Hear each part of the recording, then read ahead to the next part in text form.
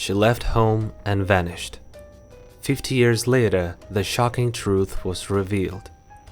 A young woman set off to another city for an art exhibition and disappeared without a trace.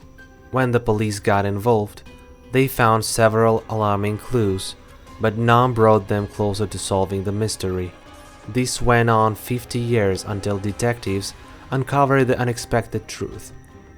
Finally, the truth about this case became known.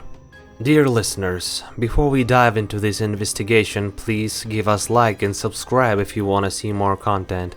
It really helps us. Mary Kathleen Schley was born on November 11, 1949 in the small American town of Champlin, Minnesota. She grew up in a large family and had a passion of creativity from an early age. Mary loved painting and decided in her school years to dedicate her life to art. She enrolled at the University of Minnesota, where she studied fine arts and sculpting. All her teachers noted her genuine talent and predicted a bright future for her. Thanks to her academic excellence, she received multiple scholarships during her studies. Mary also showcased her work at various exhibitions, a significant achievement for her. Additionally, she studied abroad for a time, mastering German and Danish and even beginning to learn Japanese. After graduating, Mary continued pursuing art and traveling, since painting didn't bring her much income. She lived modestly and saved wherever she could. She shared an apartment with a friend and preferred hitchhiking to travel between cities and states. This was a popular mode of transportation at the time, as public transit was underdeveloped. Often, people without cars either couldn't reach another city at all, or buses ran too infrequently. Moreover, in the 1970s, hitchhiking didn't yet carry the negative reputation linked to disappearances and murders, as news of such incidents didn't spread as quickly as it does today. February 1974. When Mary was 25, she planned to attend an exhibition in Chicago. The journey from Minneapolis was about 650 kilometers, so she intended to travel in stages. Mary hoped to hitchhike to Madison, Wisconsin, and then continue to Chicago. Around 10:30 a.m., she left home carrying a sign that read "Disco" and headed toward the highway. 3 hours later, a man named Dennis was driving along a back road in neighboring Wisconsin. At one point, he turned onto a long dead-end road and saw a parked car with two people, a man and a woman, standing beside it. As he passed, it seemed to him like they were arguing or even fighting, but he wasn't entirely sure and drove on. What he saw troubled him. Minutes later, he reached the end of the road and turned it back. By the time he returned to the spot, the car was gone. However, Denise noticed something odd in the snow on the roadside and realized it was a person. Without leaving his car, he rushed home and told his wife what he'd seen, then fetched his neighbor, and together they returned to the location. When they arrived, the man confirmed it was indeed a human body, a young woman with blood on her clothes. They drove to the nearest house and called the police. Officers arrived and confirmed the woman was dead with multiple stab wounds. However, it appeared she had been killed elsewhere, as there was too little blood on the snow. Near the body, police found a man's head likely belonging to the killer. Forensic experts also tried to make casts of the tire tracks left by the perpetrator's car, but the snow prevented the solution from capturing their shape. No other leads were found, and the body was sent to medical examiners for analysis. While waiting for the report, police interviewed the sole witness, Denise, hoping for clues. According to him, he saw a thin white man, aged 25-35, about 5'9", with light brown hair. The car was a small golden sedan, but Denise didn't recall the license plate or model. Meanwhile, medical examiners determined the victim had suffered around 15 stab wounds and died from blood loss. Defensive wounds indicated she had fought back. Notably, there was no evidence of sexual assault, ruling out the most obvious motive. While examining the body, they identified the victim as Mary. Speaking to her neighbor, police learned Mary had planned to attend an exhibition in another city.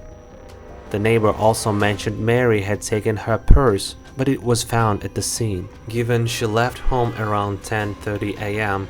and her body was discovered 3 hours later, detectives pieced together a rough timeline. The trip from her home to the crime scene took about 19 minutes, meaning her killer was likely whoever picked her up in Minneapolis. Police created a suspect sketch and circulated it in newspapers. Hoping for tips, they received a few leads but none planned out. Simultaneously, detectives grew suspicious of Denise for several reasons. First, he was the only person seen on that dead-end road. Second, his account of that day raised red flags.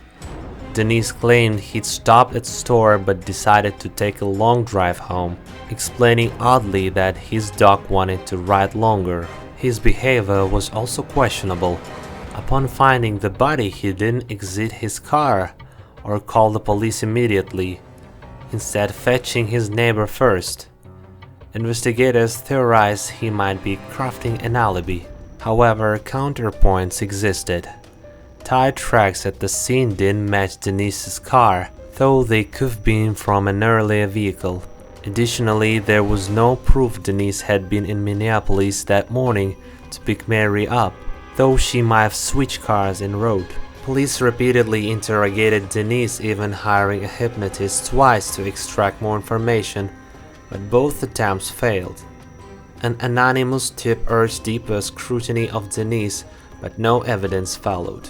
With no progress, detectives explored other suspects, stumbling upon an unsolved 1972 case. Jolene, a Minneapolis woman who'd hitchhiked home and was found dead near a riverbank 15 hours later. Friends saw her enter a golden sedan driven by a young man. Like Mary, Jolene showed no signs of assault. Despite similarities, no concrete links emerged. For months, detectives pursued dead ends, including witnesses who'd spotted a man matching the sketch in a golden sedan, but the case eventually went cold. In the early 2000s, as DNA analysis advanced, detectives revisited the evidence. In 1974, experts had found blood and skin under Mary's nails, likely the killer's, but couldn't extract DNA. The head, however, contained male hairs yielding a partial DNA profile, yet no matches in FBI databases. This ruled out several suspects, including a serial killer who targeted hitchhikers. The case stalled until late 2022, when detectives learned about genetic genealogy. Hoping for a breakthrough, they partnered with a New Jersey college lab. Using the partial DNA, analysts traced potential relatives and identified an 80-year-old man, John Miller. His daughter provided a DNA sample, confirming the hairs belonged to her father. After 50 years, Mary's killer was finally unmasked. Confronted with the evidence, Miller calmly confessed. He admitted picking Mary up, demanding sex, and stabbing her when she refused. He dumped her body on the dead-end road, fleeing when Denise drove by. Miller claimed no memory of his motive and denied other murders, including Jolene's. His car was blue, not gold. He was charged and jailed, stating he'd plead guilty to avoid trial. At 85, Miller won't serve long, but Mary's case is closed at last. Share your thoughts in the comments and don't forget to like this video if you enjoyed it. Thanks for watching.